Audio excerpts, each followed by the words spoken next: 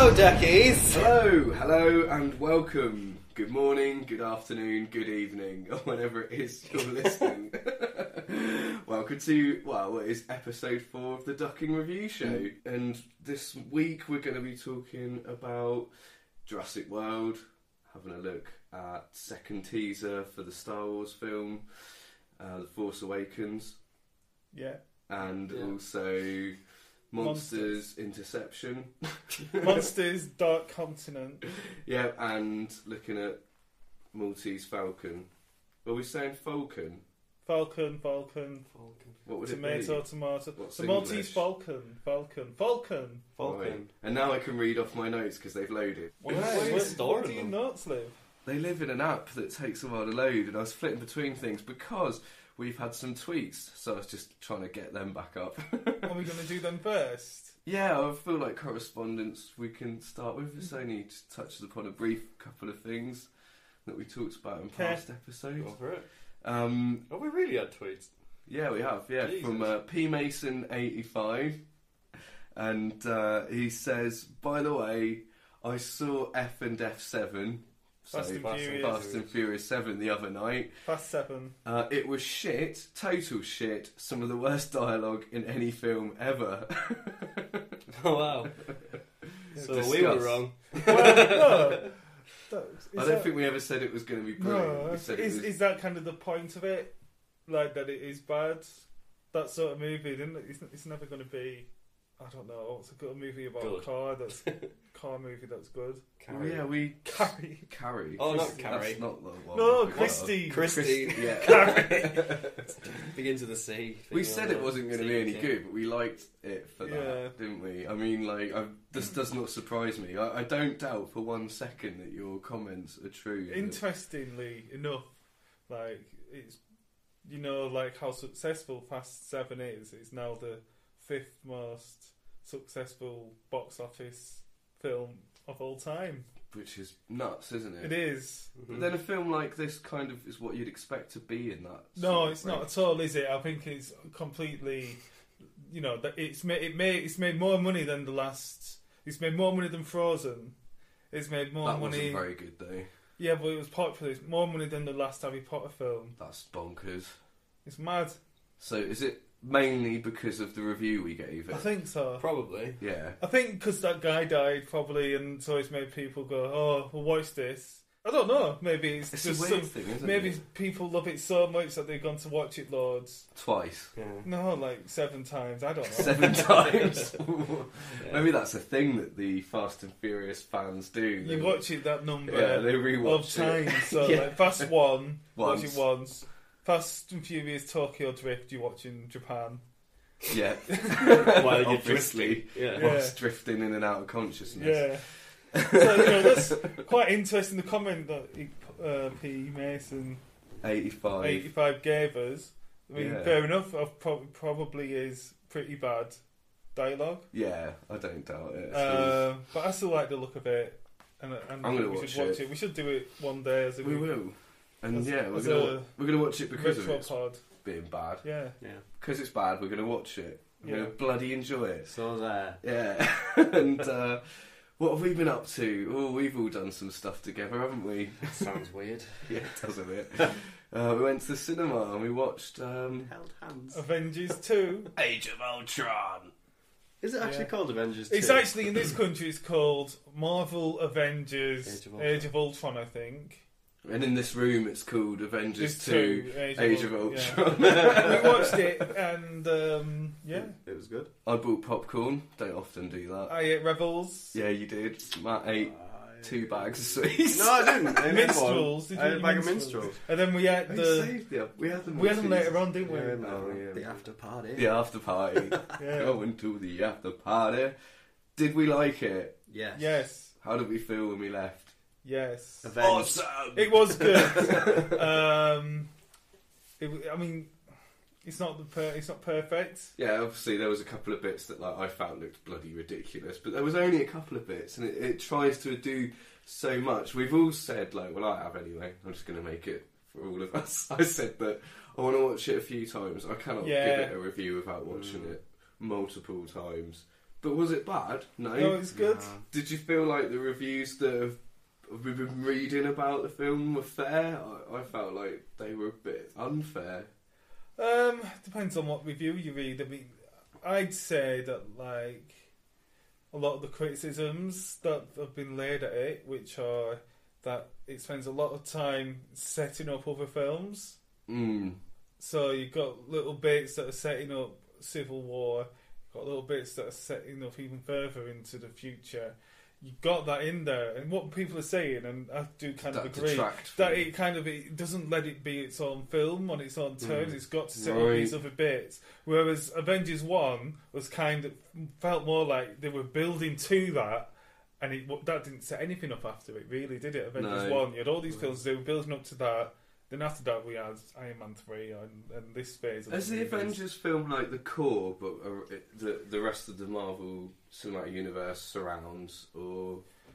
Well, that was the intention, wasn't it? Like, when they started making like Iron Man, they said from this they want to start their own cinematic universe, and the natural point that will end up at is an Avengers movie.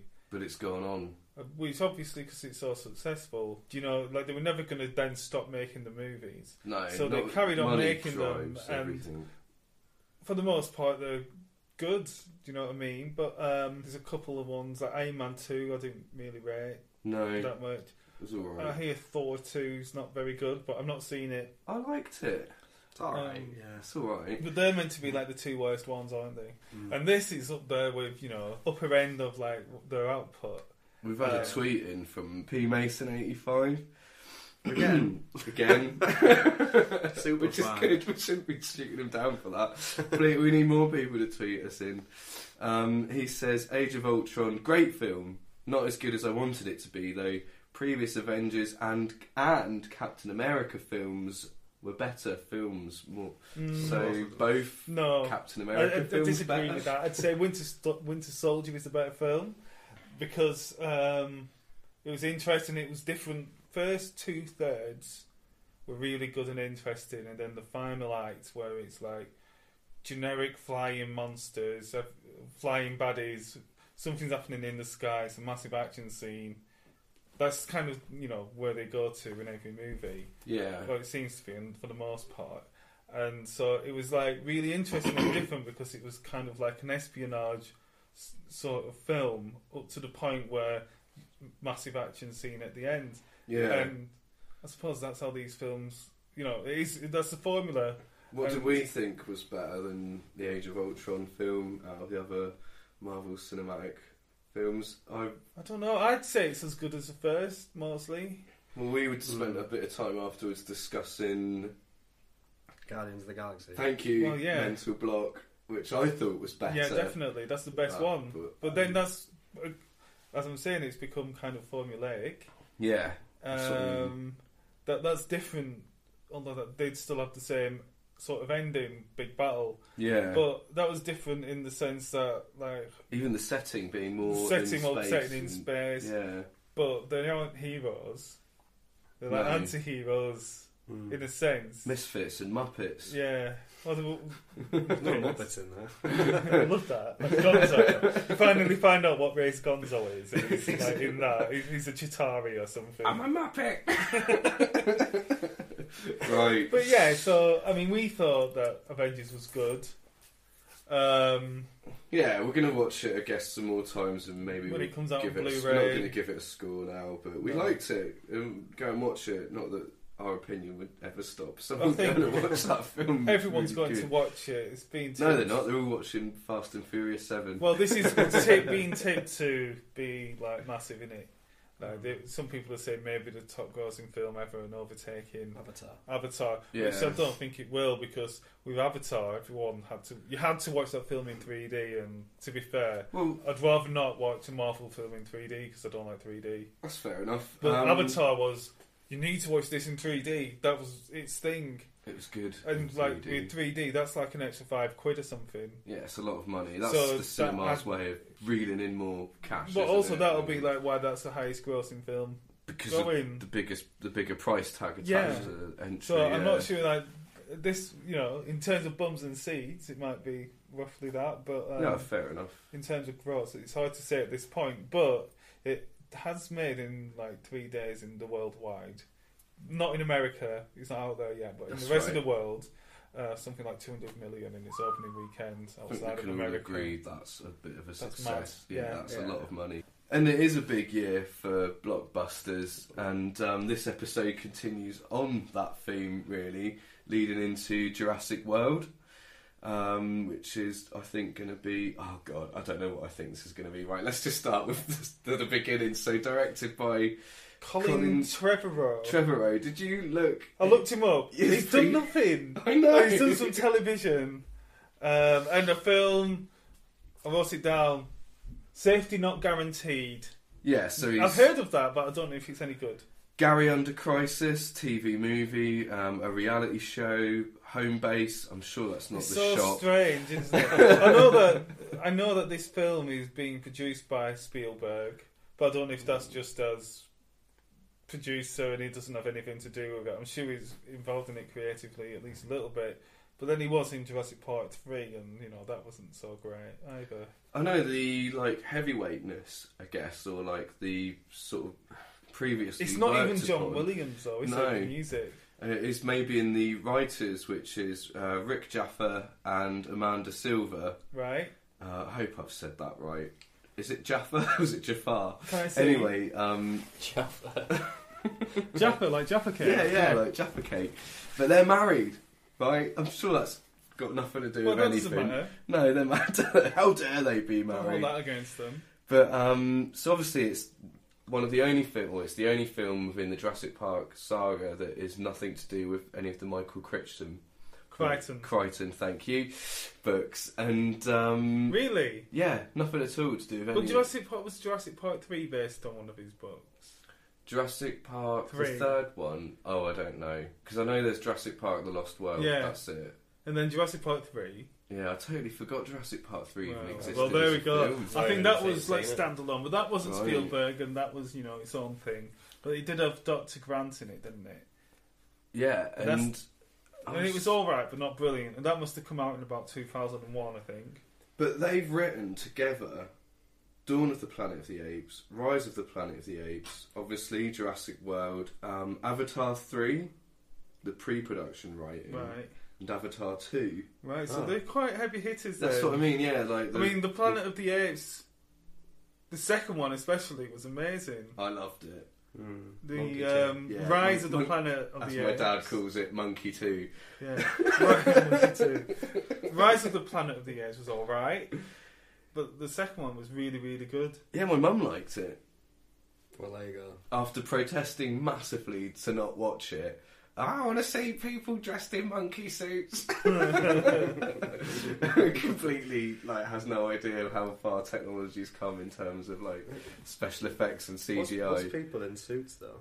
They're just painted monkeys on top of. Yeah, it was in little blue suits with ping pong balls. Damn you, mother! She's sort of in a roundabout way, right? God, I have to tell her that. Or not. I'd rather be right. Yeah, so there's your weight, if you're going to put it that way. But Steven Spielberg is a producer on it. It's just weird. The director's literally got nothing. Yeah, well... You've got to start somewhere. Yeah. It's a shame he's starting here. I bet he's regretting that.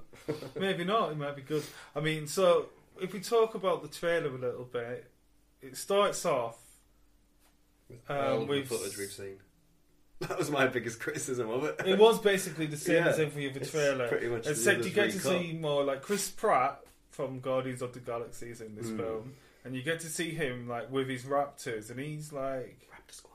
Yeah, he's got a team of raptors, doesn't he? That he seems to have bent to his will. He can control them. Yeah, somehow. Now he says to the leading woman, "What do you know? Did you get her name? The woman who's in it, red-haired woman, kind of pretty." Obviously, is it Judy? I don't know. Judy Greer. I don't know. Yeah, she's a woman, and he's talking to her, and she's a person who seems to be like the person in charge of the theme park, isn't she? And he's saying, I quote, this is what he says with the raptors and how you control them. They think, I gotta eat, I gotta hunt, I gotta then does like a sexy hand gesture, like they got a... Not like a masturbator. No, just like fist pump. Yeah, but fist he means pump. like sexy times. Did she remind you of one of the female lead roles in Third Rock from the Sun? The tall one? The one, Dr. Bright, is it? Well, I don't know. I didn't really watch it that much. Third Rock? No. Damn. Anyway, yeah, so what he's done is to control these, what he must have done to control Is these... this guesswork? Yeah. Good, I mean, from what he said, is like, they got to hunt, right? So he does that with them, they got to have sex, so he's obviously having sex with them. I wondered what it was. He's having sex with them. Because right. they go hunting, they eat, so what does he add to it? Yeah, he He must like wank them off or something. He receives. I've got like a couple of bits down about It's quite that. interesting though, isn't it? That like because there's a bit later on in the trailer where it shows him on his bag with his little squad. I'll run alongside him. Yeah, I've said he obviously has control of the Velociraptors. There's some sort of mention of like, well, I've written down Dinosaurs Gone Wild, the movie. So this sort of hybrid dinosaur that they've made, because they've created that, because the park's been running for like 10 years, but the like visitor ratings have dropped, so they create this like new attraction to bring in genetically modified dinosaur that's meant to be like bigger than the T-Rex. But he's obviously, or she rather, I think it is a she. It's a she. Yeah, it's been created from the Velociraptors, I'm guessing. They're saying more T-Rexy stuff. I don't know. So maybe They've not really said, have they? But why are they focusing so much on these Velociraptors? Because everyone loves the raptor. Everyone loves the raptors. And like it's a new thing. Because like I think in Jurassic Park, if you don't remember Jurassic Park 3, but there's a bit in Jurassic Park 3 where he's got the fossil recreated bone of the vocal cords of a Velociraptor, You Dr. Grant, and he could do calls to him and. Does he do that like Yoda getting shot? But anyway, yeah. So this is just the next step of that, isn't it? Like you can do calls to him to kind of distract, like a duck call. It's ridiculous that he can control the Velociraptors. Yeah, it's silly, isn't it? Stupid. Yeah. And so there's a bit where like they're obviously saying like, oh, yeah, that's what I was saying. The genetically modified or genetically created dinosaur is now communicating with all the other dinosaurs. It's telling him what to do. Like it's like there's a bit where he goes, and the pterodactyls, and then they go about killing everyone, don't they? Yeah. Like Wizard of Oz or something. It's ridiculous. Like, fly my pretties. It just looks bloody stupid, if you ask me. And I'm a bit annoyed because God knows, I don't know why, I was really looking forward to this film. And the more and more I see in the trailers, the more and more I just think, this looks like a bag of pants. You've, took my point there. That was my last thing. Oh. Not really too hype now. No, like, they've over-egged the pudding, haven't they? Yeah. What else? Go on, Matt.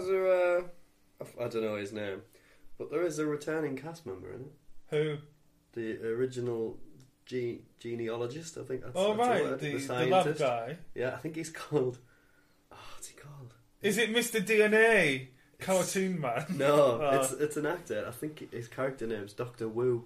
Oh, I hope it is. Like Doctor Who, but like the Chinese I can't remember what version. he's called. I think it's that. But he was in the first one, and he's in it. Like the guy with the hatching the eggs bit in the first one. Yeah, I think so, yeah. Right, yeah, so I've got down Dinosaurs Gone Wild, the movie. What else have I got here? They made this film... Oh, right, this has come from within the production team. From within the production team. Right. And this is what they thought. Well, this is what they said.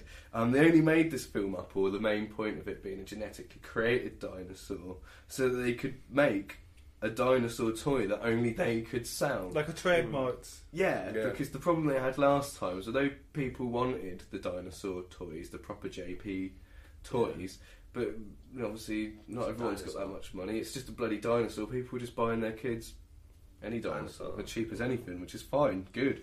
So if that's your main crux, if that's the main thing that you're building your film around, which it seems to be, obviously it's a big deal, this dinosaur, then it's just a cash in, really, isn't it? How are you going to make something good from that? It's the thing, I mean, we've touched on it, like saying how like this trailer's shown too much. Another thing that's kind of why I preferred the last trailer that came out. They don't have the Jurassic Park music in it. In the trailer, there's a little bit of it on the plinky plonky piano. In the other one, there was. Yeah, it was in this one as well. I think. Was there? I didn't spot it. I think the clagget on the end, the same as right, the one. Yeah. I believe that. Yeah. The other one, well, it seemed to be like it was more impactful at least than the other trailer. Yeah, it kind of was exciting, that first one that we saw. Well, they've sort of done that whole, started it out with the viral thing, didn't they? With that website, remember?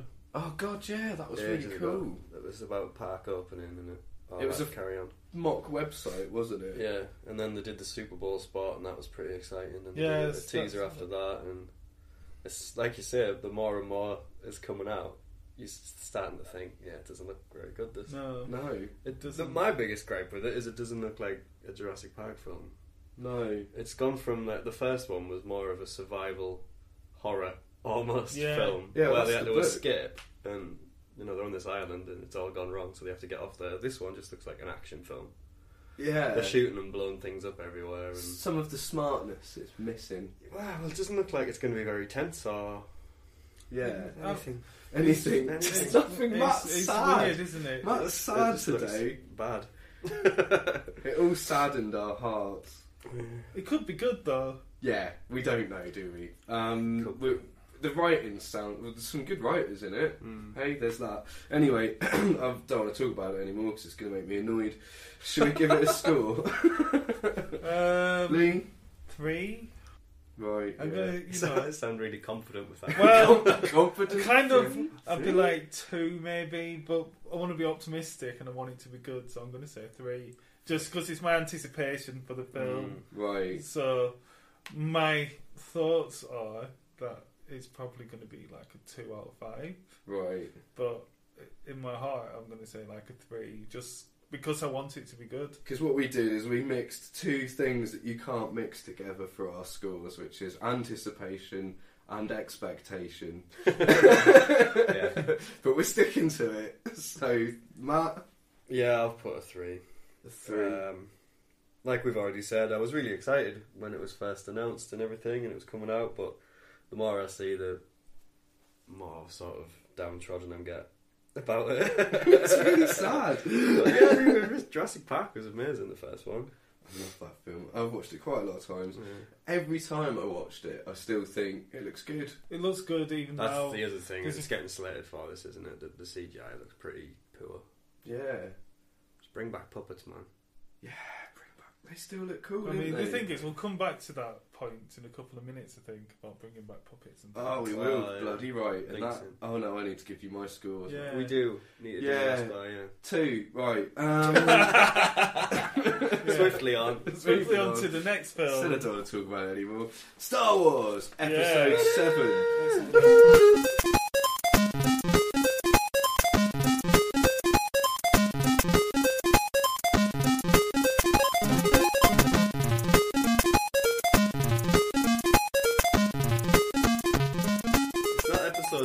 Well, they've taken away the episode numbers now, haven't they? It's just Star Wars The Force Awakens. The Force Awakens, because they don't want to imply, like... Is it to remove, like, the thoughts about episode 1? Because when we used to watch Star Wars, it was Star Wars, Empire Strikes Back, and Return of the Jedi. Or Star Wars Empire Jedi. Yeah. It wasn't Star Wars Episode 4 A New Hope. No. It was Star Wars. It was just called Star Wars. I remember being absolutely blown away when I realised that first film had a name. Obviously I was very young, but when I saw it was called A New Hope, I was like, it's got a name. Yeah, it's funny, isn't it? But yeah, so Star Wars The Force Awakens. Now, this is a second trailer.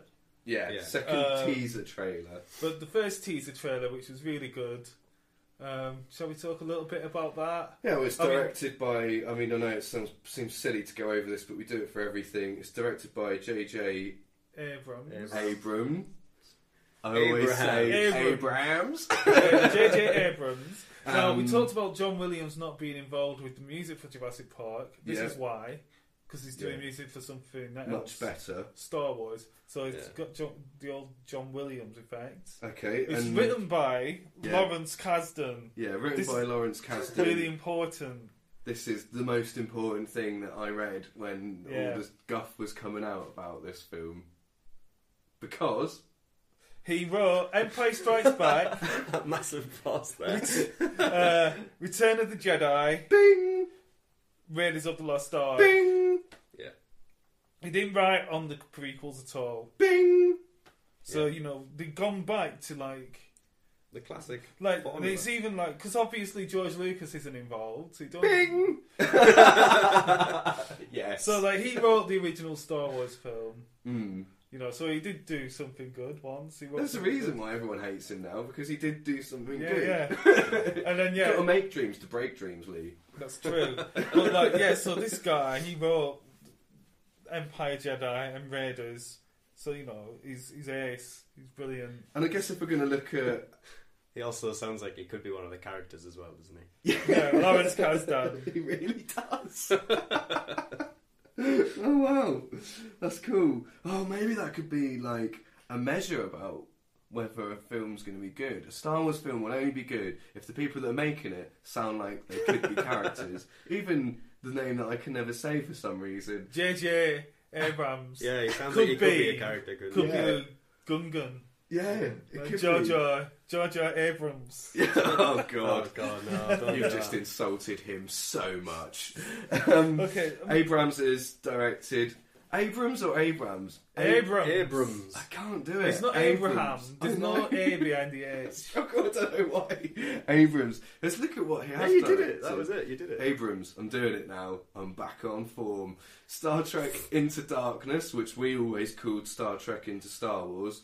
And we said that way before it was announced. It was announced that he was doing Star Wars films, because it seems like such a Star Wars film. Star Trek's the new ones. He did that, and he also did Star Trek, the new one.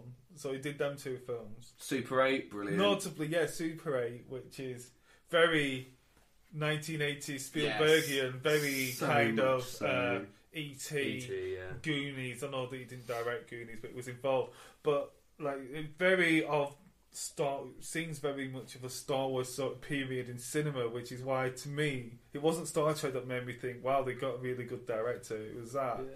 Because I think that was a really good fit. Yeah, and it's a good film, and it's really largely forgotten. Yeah. I don't think it hit that well. It didn't. It wasn't massive, but if you're listening to this, we know some of you are. All of you who are listening are listening.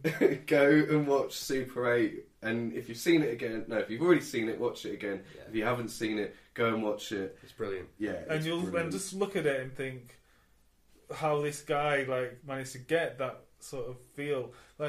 When I say Spielberg, it's got that kind of Close Encounters thing to it as well. Close Encounters of the Kind. It's this weird eerie magic. Yeah.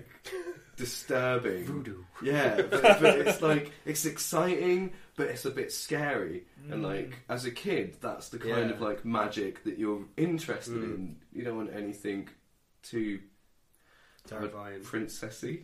But princess, you want it to be a bit I don't want full-blown Disney princess magic, and I don't want death-defying dark magic that's going to make my head explode. As a kid, I want a bit of all of that mixed in, and I guess I've gone on a weird tangent. Yeah, but it's a really good fit, and he's throughout the production, he's always talked about the effects, because we said about Jurassic Park saying how it's too CG. Jurassic World. With this, he's come out and he's said, it's done with models and people in makeup and real sets and all these things, and there will be computer graphics in it, of course there will be, but when they can, they try to do it practical effects. They rebuilt the Millennium Falcon. Yeah. Which Harrison Ford then proceeded to break his leg on. Didn't he? Yeah. And then he had a plane crash. Then he had a plane crash. Because he's the real life Indiana Jones. Yeah. He doesn't know how to land a plane. He does know how to land a plane, obviously. Yeah. He knows how to land a plane that's falling apart. Yeah. So full of snakes. Yeah. Shall we talk through the trailer a little bit? I'm just looking at what I've got written down. I've got the briefest. Yeah, notes for this. I mean, the beginning of what's the Matt trailer. got written down, Matt? Is it as brief as mine? It's about 7, Go on. 8 lines. I'll just read them all off in one go. Yeah, because it pretty much sums the trailer up for me anyway. So I've put sold from the opening scene with the fallen X-Wing and Star Destroyer and the music. Yeah. God, yes. The music's amazing. And then there's that quote that, well, it sounds like it could be Luke Skywalker saying it. You have it. My father had it. Has it. Yes. Has it. He says, my father has it. I have it. And you have it. My sister has it. Oh, and you have it. Yeah. Which is a riff. Return of the Jedi, isn't it? It's a riff on the Return of the Jedi with the extra line, and with that you got the bit with I don't know. You carry on. We'll come back to it. Yeah, I've put that. And then the next part, I've just put lots of action because there is lots of action. There's so much. Yeah, there's that cheeky shot of the Natalie Portman lookalike. Yeah, whose name I forget. Daisy Ridley. That's it. Then Han Solo, played by Indiana Jones, and Chewie, played by a Wookiee, make the end cool. that end bit. It's amazing. Mine's more brief than yours. Wow. Oh, okay. Yeah, It's just the word awesome. I might as well put an exclamation mark after each point as well. X-Wings, TIE Fighters, Stormtroopers, Millennium Falcon, Han, Chewie. That's it. We're back. That's amazing. I mean, I've got more notes than that. Just as well. So we can talk about, like, are we going to talk through the trailer about what we think's going on? Why not? Yeah. Might as well. I mean, there's a few bits of information that you can find out elsewhere, because this trailer was shown during the Star Wars celebration thing. Star Wars Day. Yeah, and then they had displays of all the outfits and stuff, and the props. And there was a bit of information about who's who, and it's no longer the Empire, and it's no longer the Rebellion. Because the symbols. The symbols changed, and the baddies are called the First Order. Oh, so cool. And then the goodies are called Resistance. Now, Resistance. It's all very the First Order. It's all very Second World War Nazi terminology, isn't it? And the Resistance. So it's got but this even more so. It's really wearing it on its sleeve and a big red armband with a black logo on it. And a nice tall salute. Yeah, we get this. There's that scene, isn't there, where all the stormtroopers like looks like Nuremberg rallies. You got the big red banner with new logo. You got a tiny figure that's obviously the person in charge. Who is that? Well, we don't know, do we? Because there's a few people who are in it, but we don't know who they're playing. But I mean, some of the characters we do know. The female character played by Daisy Ridley. She's called Rey, right? And it's safe to presume. I imagine that she's actually the daughter of Han and Leia, right? Right. And I know the extended universe has been kind of got rid of, but they're free to pick and choose bits in the extended universe. Bits. Well, take bits and then remold it to whatever they want to. Now, in the extended universe. They're siblings. He's got a twin, like Luke and Leia were a twin. Right. Han and Leia have twins. Now, I know the baddie character is called Kylo Ren. Right. And she's called Rey and Ren. Right. So are they twins? Yeah, you'd think so. Because, the Skywalkers have a tendency to turn bad, like Darth Vader's. So, and he's got a mask on. And there's the whole, idea of cycles and balance and repeat. So, are they, the Solo kids? Because you just got, Rey and Kylo Is that Ren. a band? The Solo kids. We are the Solo kids. That's just something that is, potentially. I mean, this is just speculation. Yeah, but I love it all, and I love all the speculation. I love this trailer was exciting. It was the longer trailer. Oh, it's amazing! The feeling of this trailer.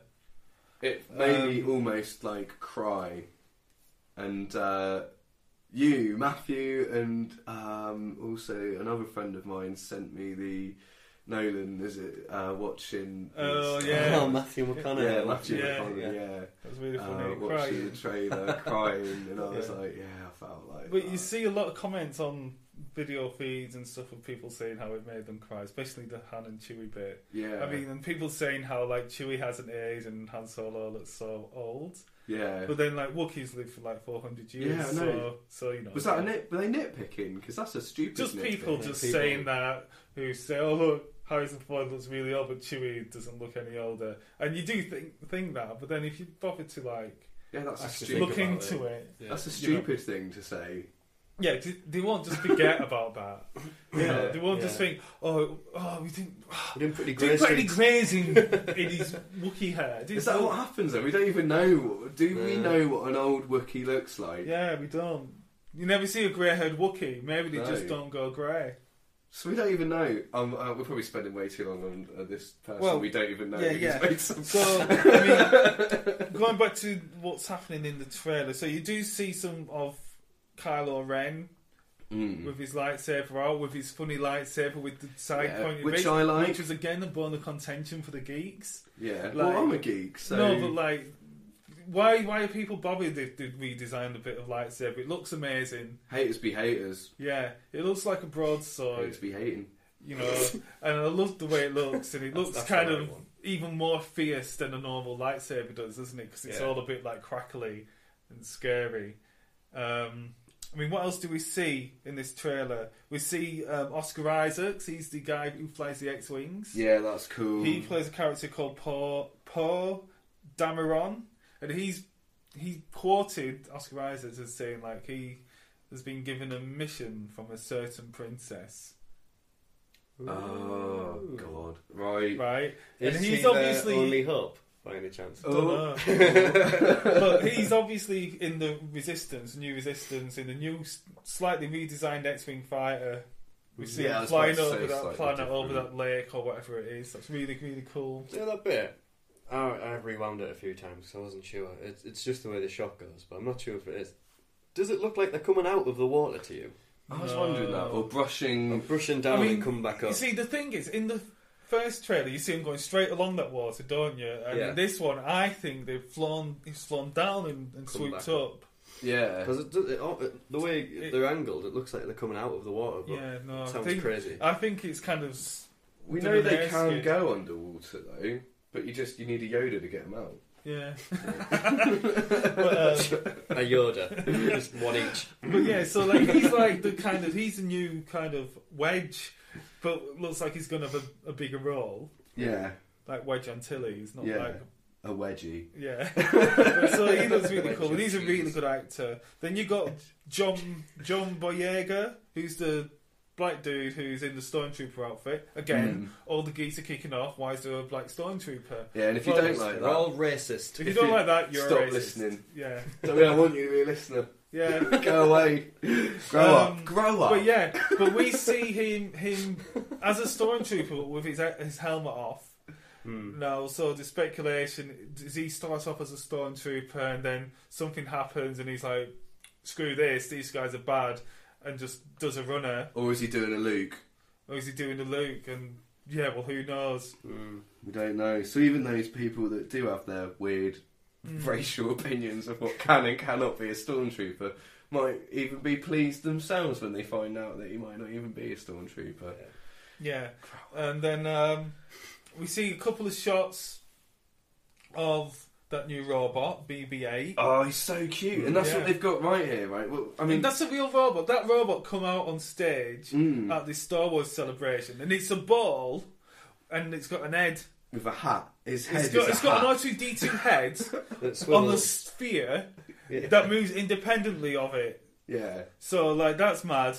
Must be magnets. Gotta be magnets. Magnets! But no, right, I want to spend a little bit of time talking about BB-8. Thank you. Cute. He's cute, right? Or she? Do we know? Well, it's a he. It's generally referred to as he's, aren't they? Yeah. Okay, we'll just go with that.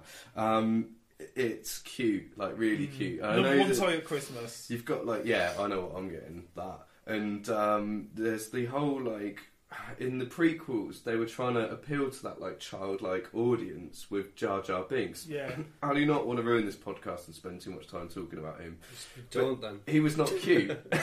You're right. He was racist. He was a racist stereotype. He wasn't cute, but like none of the in the old or the original Star Wars films, like the cute characters have been cute. Like the Ewoks. Yeah, and they work. And this is this. And R2D2. Yeah. And this droid is like perfect. It's really clever. I love the way they made it real, and it's cute and it works. And I just think that is kind of almost representational of the whole film, like that we haven't watched yet. Yeah. But I mean, this is the thing. I mean, we kind of touched on that, like how they've made it and how it's all real effects. Like, it's been a long time, and this is the thing about people crying and stuff. It's been a long time since like a Star Wars film has been coming out, and you can be fully excited for it, like, because like we were when Phantom Menace hadn't come out yet. Yeah, I was really excited. Yeah, it was mad.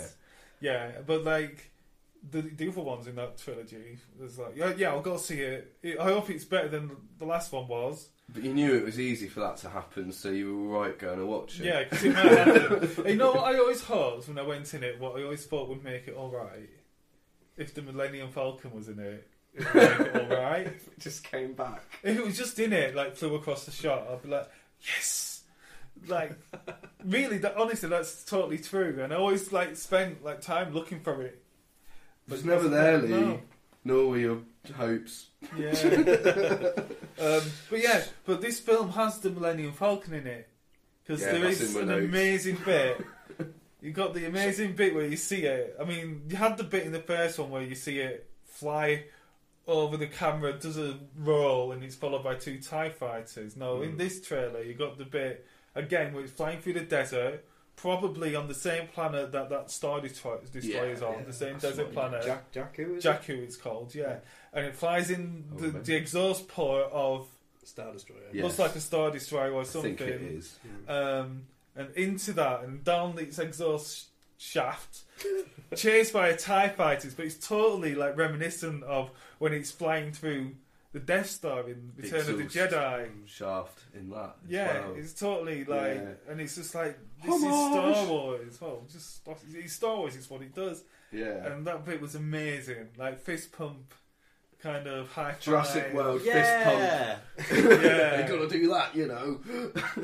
Yeah, I mean, everyone can amazing. see that. And then you got the line, and then it cuts to like Harrison Ford and Han Solo and Chewbacca, and he says, "Chewie, we're home." Oh, and it's amazing. It was almost a good little Wookie impression as well.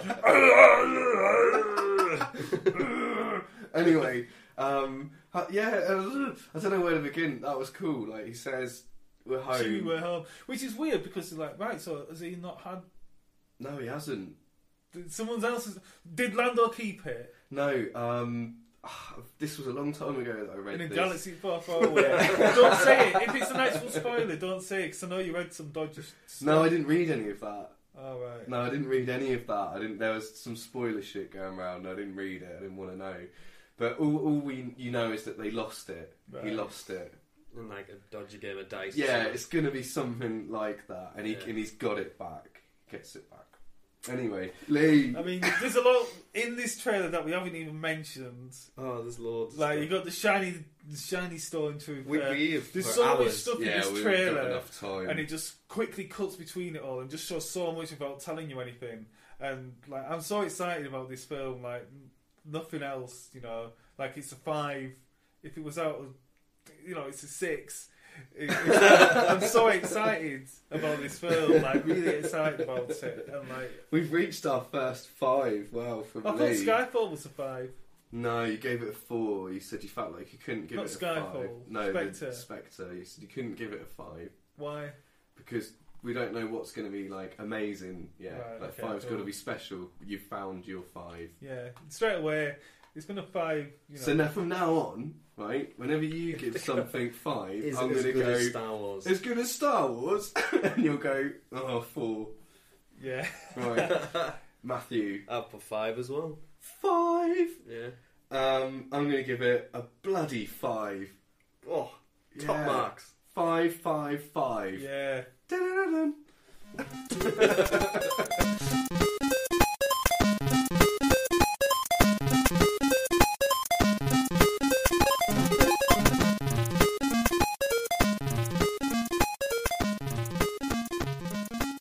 Okay, Monsters, Dark Continent, directed by Tom Green, who's directed... Yeah, nothing, again. Nothing. Like TV work. I thought you meant Tom Green. Yeah, as in Tom Green from... Like, Daddy, would you like some sausages? Yeah, as in Freddy Got Fingered. Yeah. I was like, what? When I saw Tom Green, I went, mind blown, awesome. Then I checked and he's done nothing. It's not the Tom Green. Some TV work. Yeah. Also written by Tom Green, who has very little writing credits, and Jay Basu, you know how to read. Where is it? Basu. Basu. Yeah, Basu. It'd be like Bo. Yeah, that's what I have no idea. Who's got writing credits for nearly nothing: The Dinosaur Project, Fast Girls, and Song of Songs. Okay. Fair enough. I mean, it doesn't scream. That doesn't necessarily mean it's going to be really bad. No, we all recognise you've got to start somewhere. Well, the thing is with Monsters, it's actually quite interesting that it's people who aren't known, because this is a sequel to a film from a few years ago called 2010. Monsters. 2010, that long ago. Right, that was directed by Gareth Edwards, who at that point hadn't directed anything. He made this film. He used to do special effects work. Right, and his first film he directed, he shot it for I think it was a few thousand, like tens of 12p. thousands. Not a lot of money, right? Yeah. Did all the special effects himself. On his PC? Yeah, on his big, massive, awesome PC that he did his work for other companies for, but a really good PC. That's really worth pointing out what you just did there, because at the time a lot of the stories made it sound like he had his own little desktop that anyone would own with Windows 95 on it. No, it was his own PC that he did effects work. He was already a special effects guy. Yeah. But yeah, now what's interesting is from the film Monsters. I mean, it's not to do with anything to do with this film, but let's talk about Gareth Edwards briefly, because it touches on something we just talked about. He went on to direct, his next film was Godzilla. Right. It came out in the summer, that was a bit hit and miss. The monster stuff was amazing. It's just a bit boring. And then everything with Kick-Ass was crap, apart from the bits with Walter White. Yeah. The Cranstonator. But his next film is Star Wars Anthology. Rogue. Is it called Rogue Squadron? No, they've like give them a weird sort of sub thing. So it's called Star Wars Anthology Rogue One.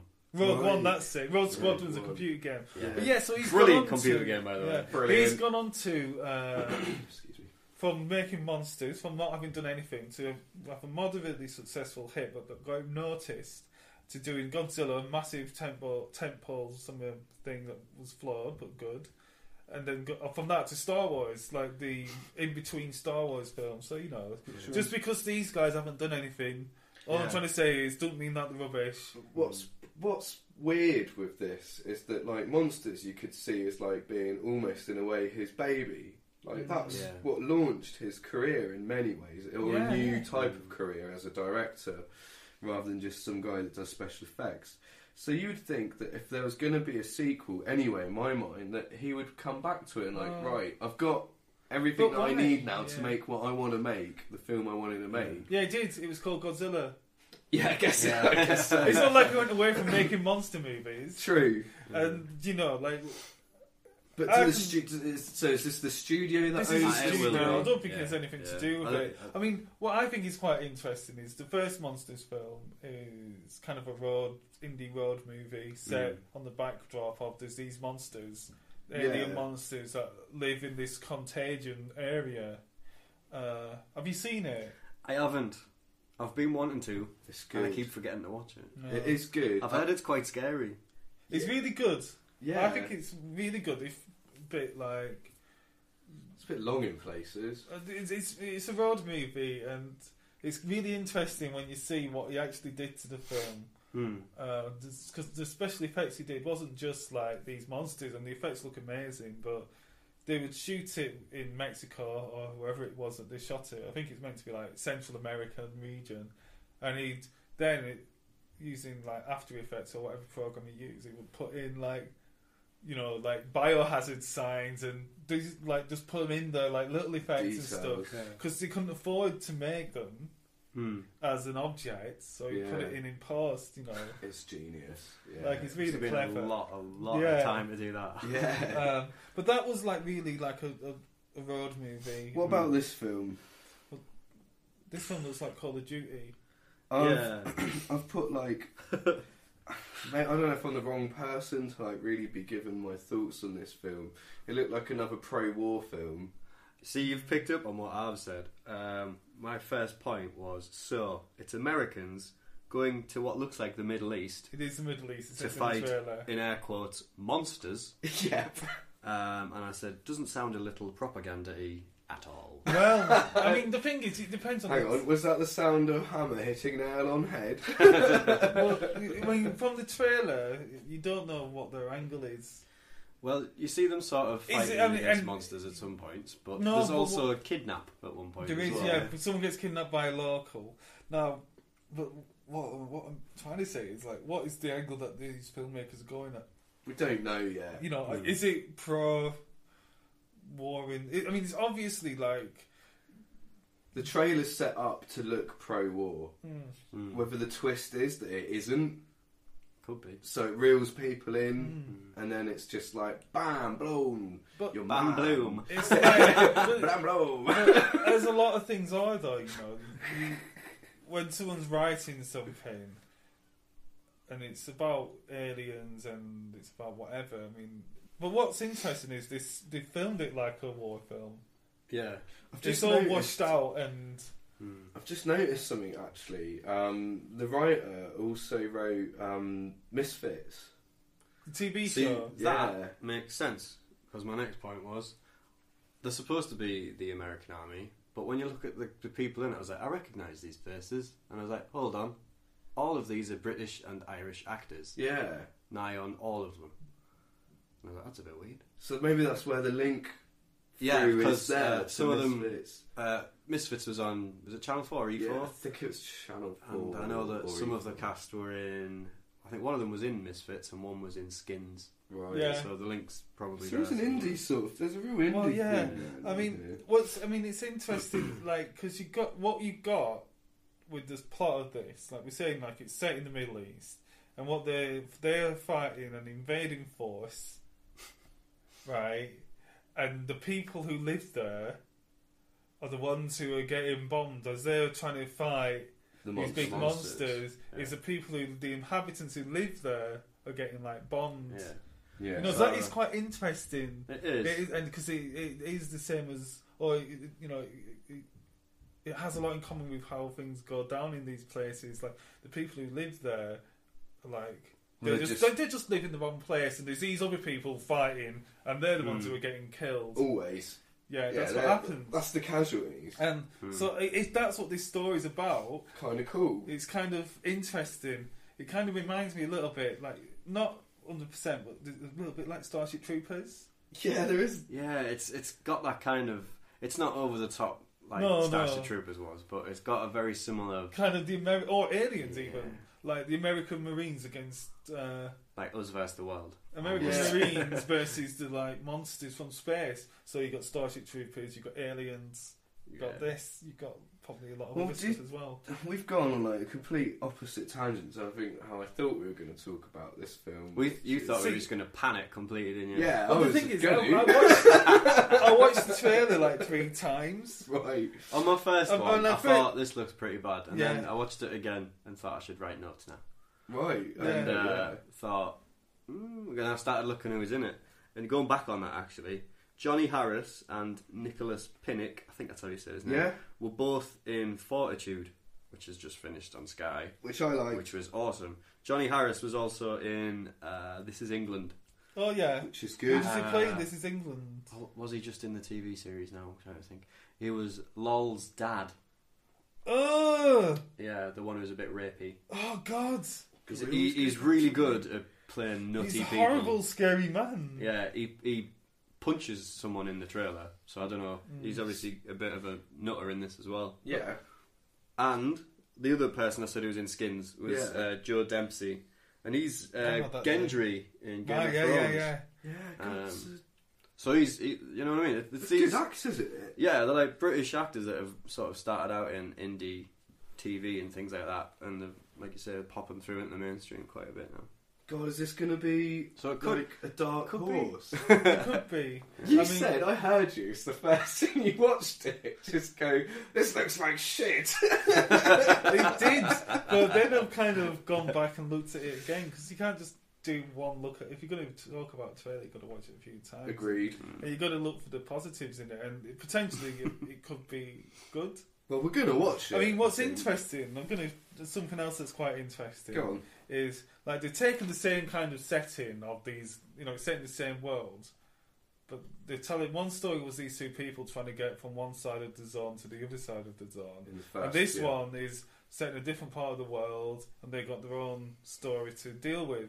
Yeah, like World War Z. I was just about to say like World War Z, where there's a big thing happening, a big global situation. And is this now going to become like, if this makes enough money to want a sequel? Will they do like another one that's a different story about, which would be really interesting, and then it makes you look at it in a different light, doesn't it? Yes, definitely does. Okay, let's talk about scores for this. So yeah, I'm going to say 3. Okay. Like, because like you say, when I watched the trailer, I thought this looks crap. Yeah. But there might be something in there that might actually be really good. And so, like, having two minds, my initial reaction was like, I'm not sure about this, it looks a bit shit. But then, having watched it again and kind of thought a little bit more deeply about it, I'm willing to, at least say I'd be interested in watching it. So, a 3. A 3, Matthew? See, I've written down 2. Because, it does look okay. But on first viewing, I thought, this looks terrible. Going back over it, it does. It could have a bit of promise to it, but it's still not an amazing trailer, is it? No. I wouldn't say I'm overly excited to see it. I'll probably watch it at some point once it's out. I won't got the pictures to see it. I know this is a bit of a sellout and a bit of a cheap thing to say, but like probably what will happen with me is I know I'm not probably going to watch it in the cinema. I'm probably not. But I know what will happen is if this starts getting like really good reviews and like as it's released there's some like, I don't know, underlying appreciation for it being a bit more than what the trailer, and we're in fact right that the trailer's a bit misleading, then I'll start to become a bit more excited. Even throughout us just talking about it, I've become more excited. And I feel like now I just feel like, God, I owe it to these people to watch it. Maybe I should go to the cinema and watch this film. If this film is half as good as we're now sort of wondering it might be, these people, if they're independent filmmakers, they might want our money. Okay, I'm going to give it a 3. I mean, it's interesting that you say, like, I'm not going to go to the pictures to watch it. Like you said, I'm just not. Yeah, I'm just, like that's it. Because there's other stuff coming out. I mean, you got Mad Max coming out in a couple of weeks. That's probably going to be my next film. Then you got Jurassic Park, which I was going to watch, but Jurassic World, but that I was going to watch until I saw this new trailer. Then I kind of so slots opened up for you. Yeah, so I don't know, but we're coming into like silly season where loads of stuff comes out. There's that Pixar one as well. Pixar, you got Ant-Man, you got loads and loads of stuff coming out. So this might just get lost somewhere in it. And if it comes on Netflix, I'll watch it then. It might do really well, and a lot of indie films do well on Blu-ray and the Netflix releases and things exactly. Like that. So okay, that wraps up that film, and we now lead on into the section of the show that changes name every week. This week it's Retro Trailer Review. Was it that last week? I don't know. I can't remember. It's Commando last week. Anyway, that's a good point. This week we're looking at Maltese Falcon, or Falcon, the Maltese Falcon, The Maltese Falcon. The bird that's only 2 calories, or whatever a Malteser is. Okay, so this is an old film, and as always, we look at an old film that none of us have seen, so it's fair. We just look at the trailer, we treat it as if almost it had come out today, which is really harsh. Yeah. But, like, not always. It's not. Not always. I mean, this film came out in 1941. Was it a remake? Because there was one Yeah, that came out in 1930. It is a remake. It's based on a book. Yeah. And so it's not a remake as such. There's another film. I imagine the original one could have been silent. Right. I don't know if it was or not. It's 1931. So I don't know. It'd been like 10. Why don't you know? Because I just don't. But anyway, yeah, this is directed by John Huston, who's a very famous director.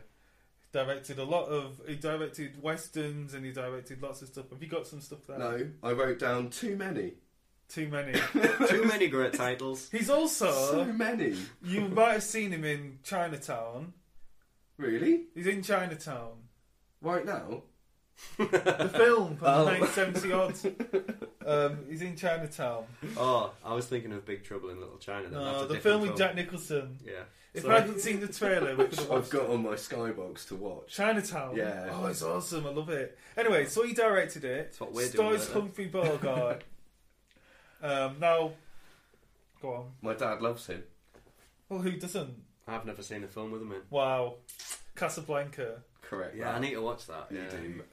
African Queen. But anyway, yeah, this film, 1941, this film came out the year before Casablanca. This film, to me, when I look at all these films that he did, looks like the one that made him into a massive star. Because I'd heard of this film. In fact, I'd even heard the character's name, Sam Spade. Yeah. Like, it's weird, because that's somewhere, like, in there as a character name that I've heard of. Took into the A-list. Oh, if we had it set up, I could ring my dad. He would know. It also stars, I don't know how you say it, is it Peter Lorre? Yeah, I don't know if he's the guy who's I think that's he's right. the one who talks like that. Yeah. He's in all those. Igor, isn't he? I think, yeah, they sort of take him off in the Warner Brothers. Yeah. Is it Looney Tunes? Well, Lee's impression right there was so good that I knew immediately. Yeah. He plays in Frankenstein. He plays Igor. Yeah, doesn't he? Igor. Yeah, that's how he's famous. He's yes, master. Like, yes, master. And he's in Casablanca, funnily enough. So he's in it. Then there's some women in it that I hadn't really heard of. But then that's like, that's sign of the times. Not now, but then. Yeah. And also, I don't think you should be too harsh on yourself. This is an era of films that like, we're a bit ignorant of. Yeah. So certain stars like that, we're not going to, know anyway. So, you sexist man. Completely. I mean, what have you guys got written about it? Just about the trailer in general. Yeah. Well, we've already discussed it was based upon a book. I thought it's like really bombastic, like the trailer, and it's dark. Like, so it's like but there's the man talking at the beginning. The beginning's awesome. A bit like Alfred Hitchcock. Yeah. At first, when he came on, I thought, "Is that Hitchcock?" I had to sort of look for a while and go, "Oh no, it's just a bald, chubby man." Go on to our website, theduckingreviewshow.com, and on this post there will be the link. All the trailers are on there, and watch this trailer because it's really interesting watching this guy talk. It's very different than what you get, isn't it? Slowly zoom in on his face, till he sort of fills the screen. But as he's doing it, he's got really shifty eyes. His eyes, and he's looking around. And my thought was, imagine watching that at the cinema, and this trailer comes on, a massive eyes, and there's just a huge head just looking around the audience. How uneasy would that make you feel? Really uneasy. Big rubber. That's brilliant. Yeah, it's such a good idea. It's genius, and I'm guessing we don't know, do we? Should not watch the film, but is he in the film? Is he talks to the audience in the film? Yeah, right. Like at the start. Sydney Greenstreet, he's called. Right. Oh, what a cool name. What else do I have here? So really bombastic. Who is this man? Yeah, exactly. Such strange drama. Well, the whole thing, it does that thing that we mentioned before. Text coming up on your thing on the trailer. It's like, who is this man? He makes crime a career. It's brilliant. And ladies a hobby. Yeah. He's fast on the draw. This is brilliant. As he is in the drawing room. Does that mean like sex? Well, it sort of says as he is in the drawing room, then cuts to him sort of in bed or something. Getting on top of a woman or something. Working at the women, I guess, getting them. Maybe not the act bedding of them.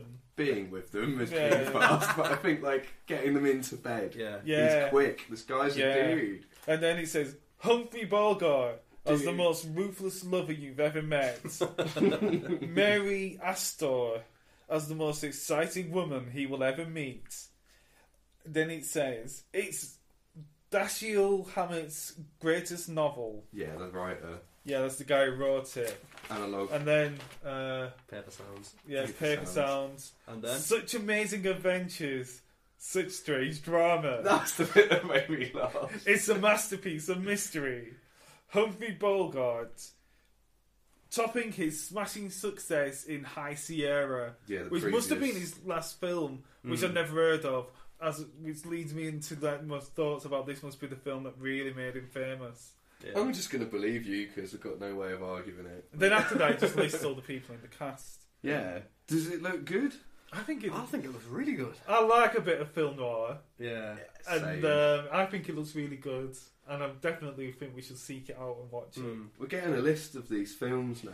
We just need to look at our own website and copy the list down. I mean... And you can do that at home, folks. And if you watch any of the films, please let us know.